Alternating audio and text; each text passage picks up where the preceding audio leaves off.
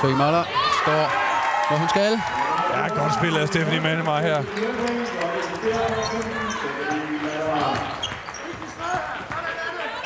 Ja, det er netop den 16-årige.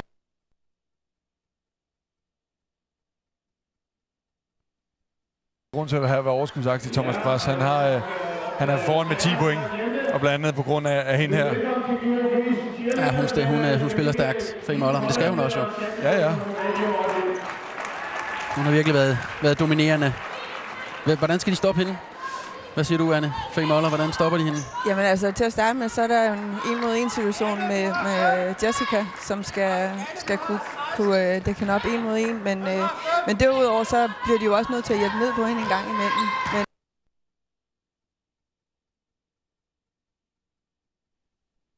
hun kigger sig altså ikke tilbage, for virkelig sat tempo der. Smith, ikke præcis nok, og Fie Møller i rebound.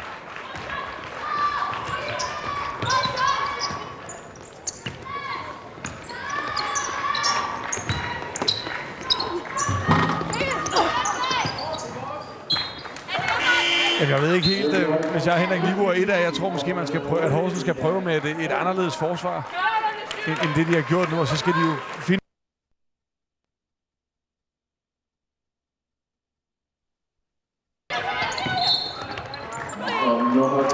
De har haft nogle store comebacks i den sæson her i ligaen, OB Høj, og det er også en af grundene til, at de er så svære at besejre. Men det er også en af grundene, at det er et meget ungt hold, så du kan nogle gange se en første eller anden halvleg, der er klart forskelligt fra det, du fik før. Det er altså god basketball, det der. Fie Møller igen. Her igen OB Høj med en pick and roll, hvor de får sluppet bolden rigtig hurtigt til den frie mand, og så er Horsens simpelthen et skridt for langsomt i forsvaret til at komme over og hjælpe. Angrebsfejl bliver der dømt her mod Jessica Smith. Hun har ikke startet kampen, som hun havde håbet på, tror jeg. Nej, jeg synes de gange, vi har set Horsens, eller den gang, hvor vi har set Horsens give en bolden tæt på kurven, der var hun rigtig effektiv, og det så rigtig fornuftigt ud, men hun har ikke set bolden i low post siden. Og hun skal have den. Have den i den rigtige position, ingen tvivl om det.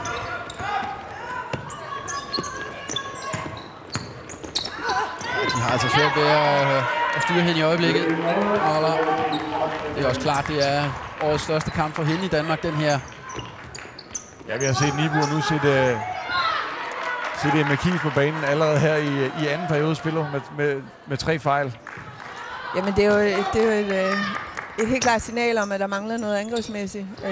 Og det håber jo Henrik, så Emma hun kan gå ind og give. Hun er vant til at have bolden i hænderne, og også her har hun en rigtig flot aflevering. Der skal hun have den, Jessica Smith, som vi har snakket om. Som Jessica kommer i den rigtige position og får en rigtig god aflevering.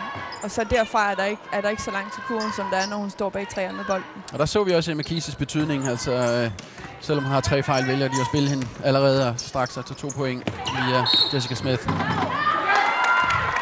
Men man kan sige, at han er jo også nødt til at satse Nibur, fordi de er bagud med 17 point her i starten af anden periode, så han er nødt til at smide ind, hvad han har.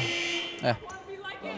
Vi kan også se, at han har sat nummer 7 Emma Dorf på banen, som har været skadet hele året og spiller sin første kamp i dag. De 2 hold har mødtes i ligaen 2 gange. Den første kamp, som jo var sæsonpremieren i oktober, den vandt Horsens med 4 point på udebane. Og så mødtes de i ligaen i starten af december, hvor OB Høj vandt i Horsens med 50-57.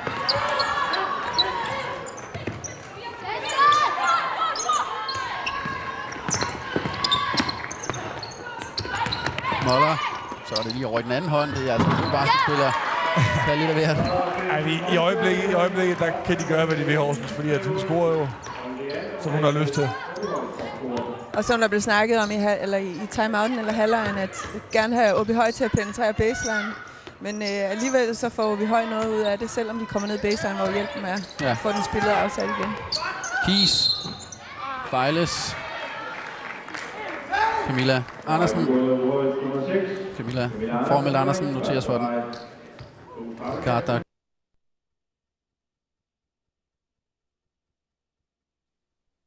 Har lidt flere score. Tak skal du have. Ja, hyggeligt gensyn med Anja Rode her, Anne.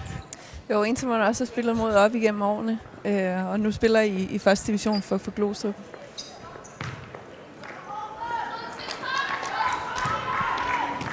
Fie Møller så vi lige med et layup i langsom. Det er nu ellers mest hurtigt, hun har gjort sig bemærket indtil videre i kampen. Men der kommer Horsens altså ud fra timeouten og sænker et skud. Ja, just what the doctor ordered. Og det ser medicinen også virker. I den situation, og vi har set det tidligere i kampen også,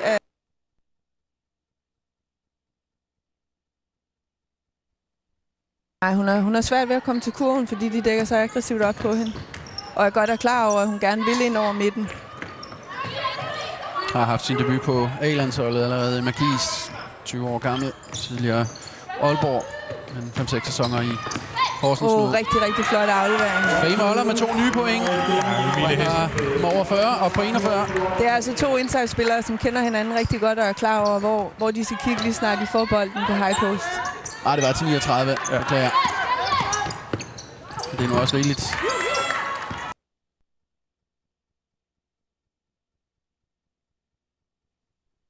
Så synes jeg, at nu har vi set Josefine Sørensen spille rigtig godt, og vi har set amerikanerne score nogle point.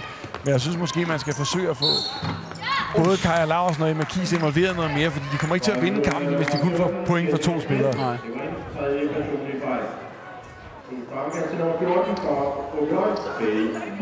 Her har vi Fie Husted Nordby ude og coache lidt på sidelinjen uden for billedet med et par spillere, og Thomas Press er også kommet til nu.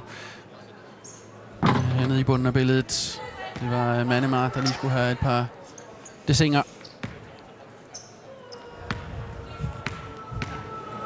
Nå, hun får lige slået en boble, mens hun sænker et stensikker straffe. Ja, hun ved godt, hun er i gang med at, lad os bare sige i hvert fald, kampens første halvleg-spiller indtil videre. Det bliver svært at nå.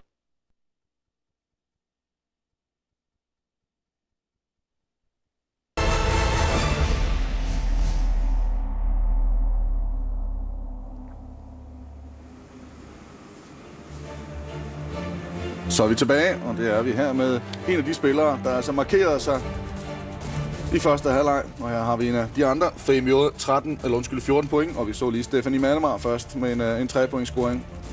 Et territorie, hun har befemt, så går de i første halvleg. Men Faye Mjøde er altså mest scorende, og hun måtte sidde de sidste minutter på bænken.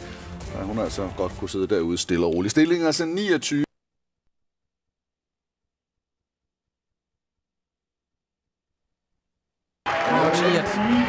Har vi fejlet mest, men Horsens er lige så takter nu. Ja, det synes jeg. Jeg synes, vi ser både Jessica Schmidt og Emma Kies komme med lidt af en flot scoring her i Emma Kies. Ja, igen Emma Kies og putter bolden på jorden med sin højre hånd.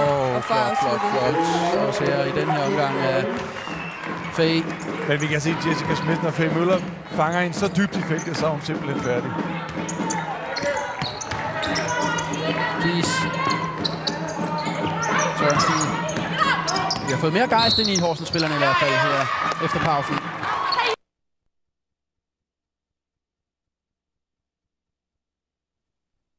Kies. Det lykkes dem ikke at få spillet den rundt her. Horsens Faye Møller er for hurtigt på hænderne.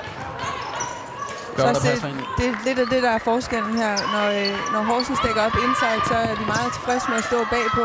Hvorimod Åbyhøj, de arbejder for at komme rundt om angrebsspillerne, og det gør sig i den her situation ned i den anden ende, at Faye hun får.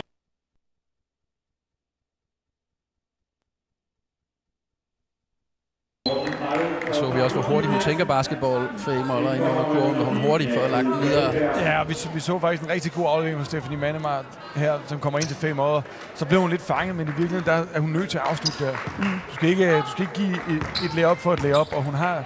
Det er en god aflevering, ikke? Jo, men hun har Jessica Schmidt på ryggen, som har 3 fejl.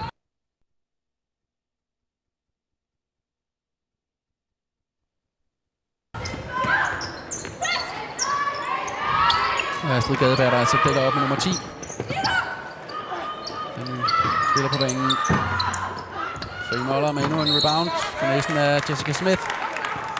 Ja, og hun har helt klart været den store af de to i den her kamp. Jessica Schmidt, der også her samler sin 4 fejl op. Her har vi situationen. Herlig fight mellem de to amerikanere, men hun er altså på toppen her, Faye Møller. Ja, men helt sikkert, og man kan se, hun er lige de 2 sekunder hurtigere, eller de 5 sekunder længere fremme, eller 5 centimeter længere fremme hele tiden. For hånden på de løse bolde. Ja, hvis ikke man får en krop på hende, så er hun der med det samme, og så igen stærkt til kurven, ligger lige og kommer til straffen.